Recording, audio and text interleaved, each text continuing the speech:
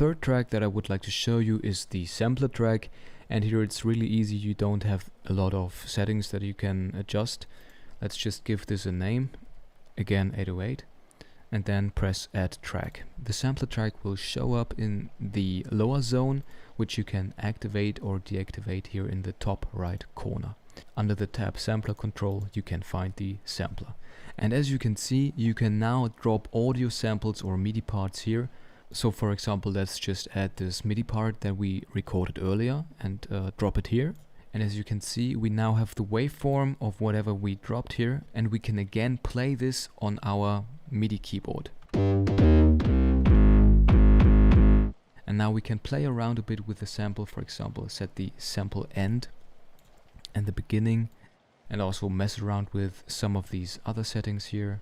For audio, this works exactly the same. You just drag and drop this into the sampler area here, and then you have the audio of what we just recorded, and you can also play around with this